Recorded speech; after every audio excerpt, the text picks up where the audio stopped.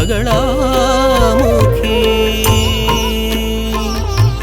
మంగళరూపిణి బగళాముఖి మంగళకారణి బగళాముఖి మంగళదాయని బగళాముఖి మంగళం మంగళం బగళాముఖి. జై జగత్మాత దేవి బగళాముఖి, జై జగత్మాత పరాశక్తి బగళాముఖి. మీ ఇంట్లో చిన్నపిల్లలుంటారు కదూ, పిల్లల్ని మీరు చదివిస్తూ ఉంటారు.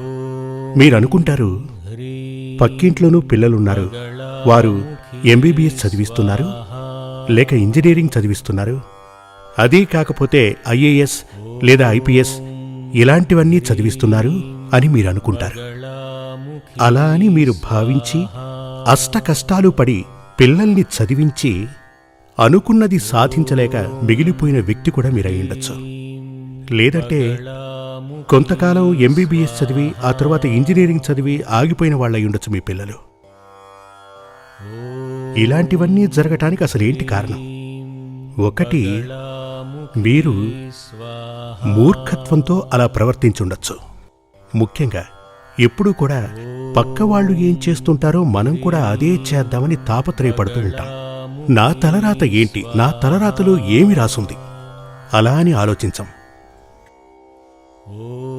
మీ పిల్లలు అసలు ఏం కాగలరు, ఏం చెయ్యగలరు అలా అని భగవంతుడెప్పుడో రాసుంచాడు.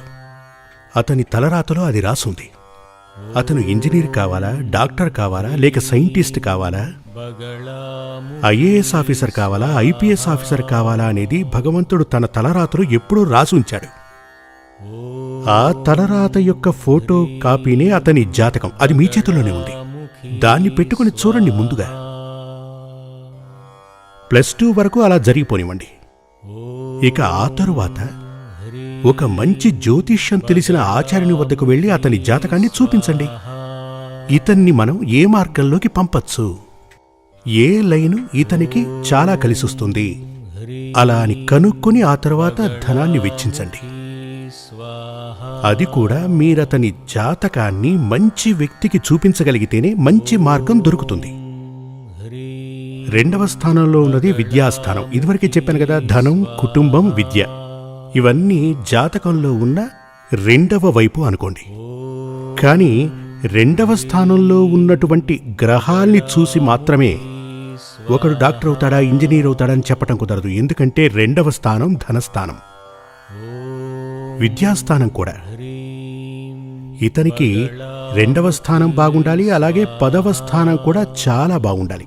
ఈ రెండింటినీ కంపేర్ చేసి చూసుకున్నప్పుడే ఇతను ఏం చదవగలడు, ఇతన్ని మనం ఏం చదివించగలం అనేది నిర్ణయించుకోవచ్చు. 10వ స్థానంలో ఉన్నటువంటి గ్రహాల కన్నా 2వ స్థానంలో ఉన్నటువంటి గ్రహాలకే శక్తి ఎక్కువగా ఉంటే ఆ గ్రహం ఏ ఉద్యోగాన్ని సూచిస్తుందో అదే మనం చదివించడానికి వీలవుతుంది. 2వ స్థానంలో ఉన్నటువంటి గ్రహానికన్నా 10వ స్థానంలో ఉన్నటువంటి గ్రహానికి శక్తి ఎక్కువగా ఉంటే ఆ గ్రహం ఏ ఉద్యోగాన్ని సూచిస్తోందో అదే మనం అతనితో చదివించాలి. ఇది జ్యోతిష్యాన్ని శాస్త్రబద్ధంగా చదివిన వారికి మాత్రమే తెలుస్తుంది. లేదంటే ఇలా చెప్పేస్తూ ఉంటారు, ఇతన్ని ఇంజనీరింగ్ చదివించేసేయండి, కొంతకాలం తర్వాత అతని వల్ల కూడా కాక అతను ఆపేస్తాడు.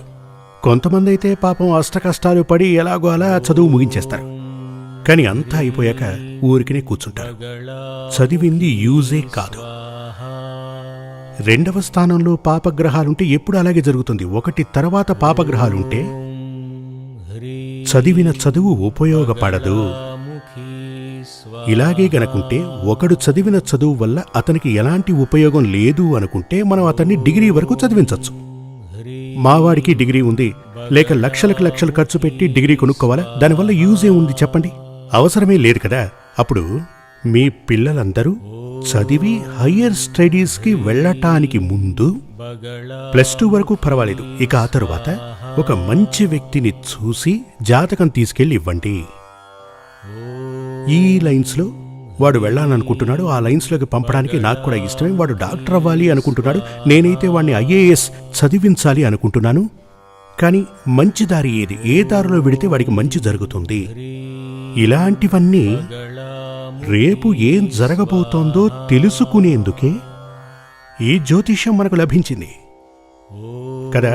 రేపు మనకు ఏం జరగబోతోంది, రేపు మనం అసలు ఏం కాబోతున్నాం, మన పిల్లల భవిష్యత్తు ఎలా ఉంటుంది, ఇలాంటివన్నీ తెలుసుకోవడం కోసమే ఈశ్వరుడు, భగవంతుడు, ఆ దైవం మనకు జ్యోతిష్యాన్ని ప్రసాదించాడు. అది మన చేతిలో ఉండగా, మన జీవిత చక్రం మన చేతిలోనే ఉండగా, అంటే టార్చ్ చేతిలోనే పెట్టుకుని చీకట్లో నడవడం అవసరమా? చేతిలో మనకు టార్చ్ ఉంది, అందులో బటన్ ఆన్ చేస్తే చాలు వెలుగు వచ్చేస్తుంది. దాన్ని మడిచి మనం సంకలో పెట్టుకుని కళ్ళు మూసుకుని అలా అలా నడుస్తూ చీకట్లో నేను గుంతలో పడ్డాను, గొయ్యిలో పడ్డానని మనం 10 మందికి చెప్పుకుంటూ ఉంటాం. అది అవసరం లేదు కదా. టార్చ్లో బటన్ గనక నొక్కితే వెలుగు వస్తుంది. అటువంటిదే మీకున్నటువంటి మీ జాతకం. దాన్ని ఒక మంచి ఆచార్యుని వద్దకు, అంటే జ్యోతిష్యం తెలిసిన ఆచార్యుని వద్దకు మీరు గనక తీసుకువెళితే ఆయనే చెప్తాడు ఈయన భవిష్యత్తులో ఏమవుతాడు, ఇతను భవిష్యత్తులో ఏ పొజిషన్కి వస్తాడు, అందుచేత ఈ కుర్రాడు ఏం చదవాలి, అలా అని ఆయన చెప్తాడు. దానికి సంబంధించిన విద్యను గనక అతనికి నేర్పించగలిగితే అంతా మంచి జరుగుతుంది, అంతా శుభప్రదంగా ఉంటుంది. మనం ఏదైతే అనుకుంటామో ఆ గమ్యాన్ని మనం చేరుకోగలం. కొంతమంది మనకు కనపడుతుంటారు, కొంతకాలం గడిచే వరకు తల్లిదండ్రులతో చాలా ప్రేమగా ఉంటారు. కొంతకాలం గడిచాక పెళ్ళయిన తర్వాత అమ్మా నాన్నల్ని పక్కకు తోసేసి ఒక అమ్మాయిని ప్రేమించి తనతో పాటు పారిపోతాడు.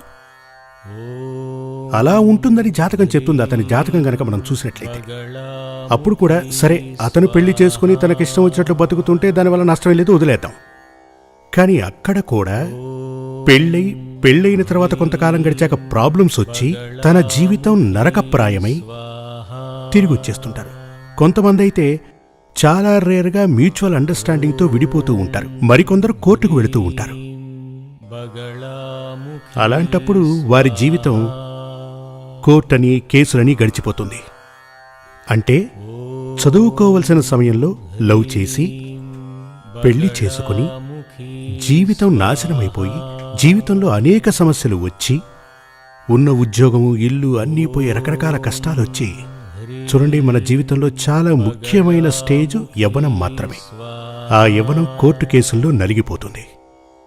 ఇలాంటివన్నీ జరగకుండా ఉండాలి అంటే మీ సంతానం, మీ పిల్లలు సరైన మార్గంలో నడిచి తీరాలి అంటే తప్పకుండా మీరు వారి జాతకాన్ని చూసి ఒకటి వారికి అడ్వైస్ చేయండి.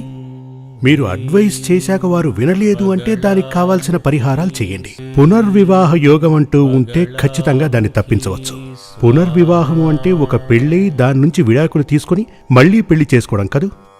ఒక ఇల్లు కొనుక్కున్నవాడు మరొక ఇల్లు కొనుక్కోవడం చాలా మంచి విషయమే. ఒక కారు ఉండగా మరో కారు కొనుక్కోవడం చాలా మంచి విషయమే. కానీ ఒక పెళ్లి జరిగిన తర్వాత ఒక భార్య ఉండగా మరో పెళ్లి చేసుకోవడం నరకప్రాయమే. ఒకసారి పెళ్లి జరిగితేనే నరకం అని చెప్పచ్చు, రెండవ పెళ్లి అంటే జీవితం నాశనం అయిపోయినట్టే. ఇప్పుడు అలాంటివి జరగకూడదు. మన పిల్లలు సంతోషంగా ఉండాలి. కూతురు ఎవరితో అయినా పారిపోయి 10 రోజుల తర్వాత ఓకే, నువ్వు నాకు నచ్చలేదు, చాలామంది అలా చేస్తున్నారు ఇప్పుడు. అలాంటప్పుడు పిల్లకి అడ్వైస్ చేయండి. మీ అడ్వైస్ గనక వినకపోతే తన జాతకంలో ఉన్న దోషాలకు పరిహారం చేయండి. దానికి మీరేం చేయాలంటే మంచి ఒక తంత్రికుణ్ణి చూసి, అంటే తాంత్రిక విద్య తెలిసిన వాణ్ణి చూసి మాంగళ్య దోష పరిహారం చేయించాలి. స్వయంవర హోమం, స్వయంవర యంత్రం. మీ అబ్బాయికి అలా ఉంటే గనక కళత్ర దోష పరిహారం చేయించాలి. ఒకవేళ అమ్మాయికే ఉంటే పతి దోష పరిహారం చేయించాలి. ఇవన్నీ చేశాక కూడా తను ఉండలేదు అంటే తప్పకుండా తనని వశంలోకి తీసుకోవాలి. సంతానవశ్యం. ఇవన్నీ కూడా తాంత్రికం ప్లస్ జ్యోతిష్యం, ఈ రెండూ తెలిసిన వ్యక్తికే ఇలాంటివన్నీ తెలుస్తాయి. ఒక డాక్టర్కి ఈ వ్యాధేమిటో చెప్పగలిగే తెలివితేటలుంటే సరిపోదు, ఆ వ్యాధికి కావలసిన మందులేమిటో చెప్పగలిగి ఉండాలి. ఒక వైద్యుని దగ్గరికి వెళ్తాం. వైద్యుడంటే డాక్టర్. ఆయన మనతో ఇలా అంటాడు, మీకు వెన్నునొప్పి ఉంది, అది ఇదంటాడు. అది మనకు తెలియదా? ఆయనే చెప్పాలా ఏమిటి? ఆ నొప్పి ఉండబట్టే కదా ఈయన దగ్గరకు వచ్చాం. అసలు ఈ నొప్పి ఎందుకు వచ్చింది, దీనికి చేయవలసిన వైద్యం ఏమిటి, ఏ మందులు వాడితే ఉపశమనం కలుగుతుంది, దీని నుంచి మనం బయటపడగలము, అది కూడా అతనికి తెలిసుండాలి. అదేవిధంగా మీరు కలిసినటువంటి ఆచార్యుడు కాని, జ్యోతిష్యుడు కాని, ఆ ఆచార్యునికి జ్యోతిష్యం కూడా తెలిసుండాలి. అది మాత్రమే కాదు, అసలు ఈ దోషం ఎందుకని వచ్చింది, దానికి ఎటువంటి పరిహారాలు చేస్తే ఆ దోషం నుండి బయటపడగలము, ఇలాంటివన్నీ మీకు చెప్పగల స్తోమత ఆయనకు ఉండవలెను.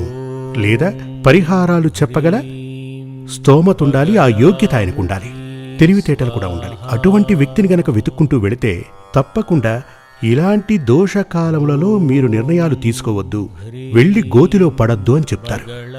అప్పుడు మంచి మార్గంలో మీ పిల్లల్ని చదివించనవచ్చు. ఇప్పుడు కొంతమంది జాతక ప్రకారం చదువులో కొన్ని విఘ్నాలు వస్తూ ఉంటాయి. అటువంటి విఘ్నాలు గనక ఉంటే దానికి పరిహారం ఉంది.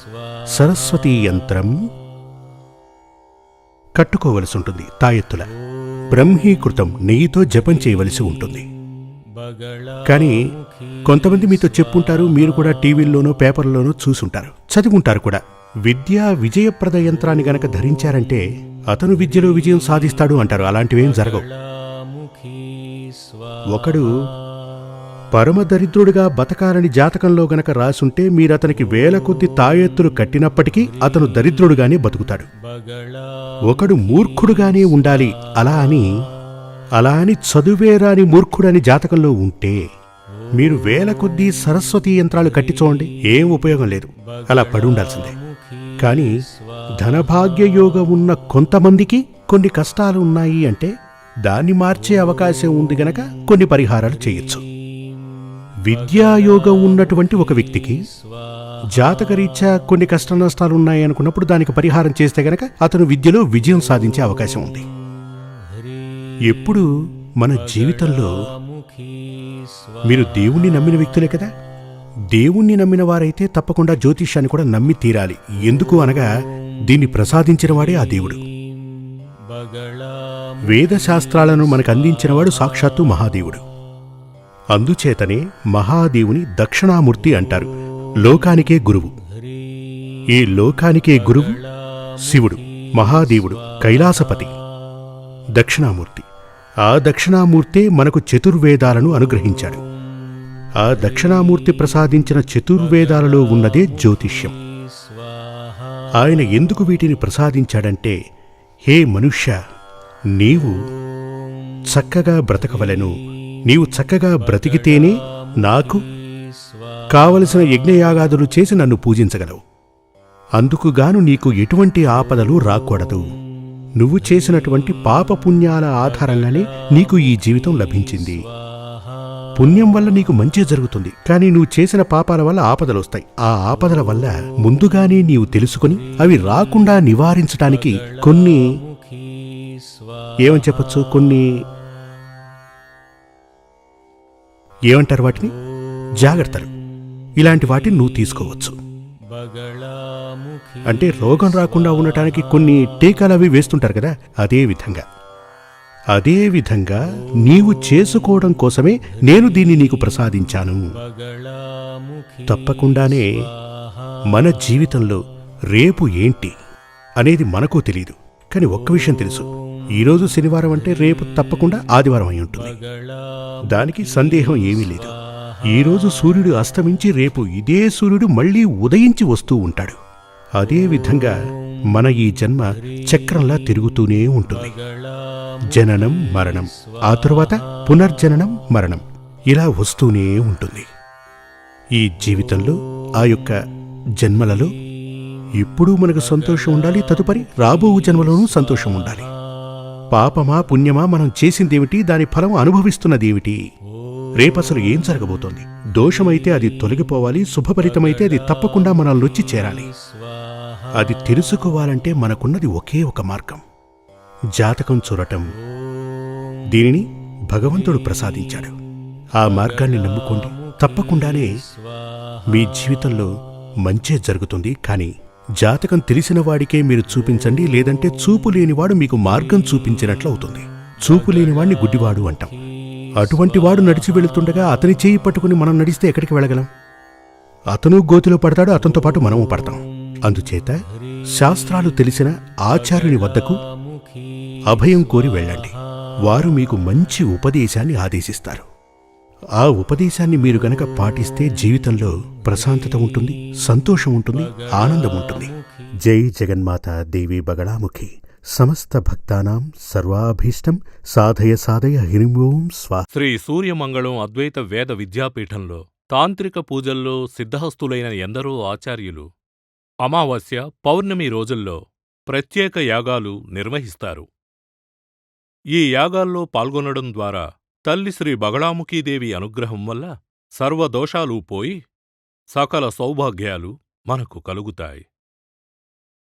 శ్రీ సూర్యమంగళం అద్వైత వేద విద్యాపీఠం జ్యోతిష్యం, ప్రశ్నలు, వాస్తు, తాంత్రిక పూజలు మరియు వేదయాగాలు నిర్వహిస్తారు. సంప్రదించవలసిన నంబర్ 7305442299 7305442299. చెన్నై, కోయంబత్తూర్, బెంగళూరు, హైదరాబాద్, విజయవాడ, ఢిల్లీ, ముంబై, తిరునల్వేలి, టెక్సాస్.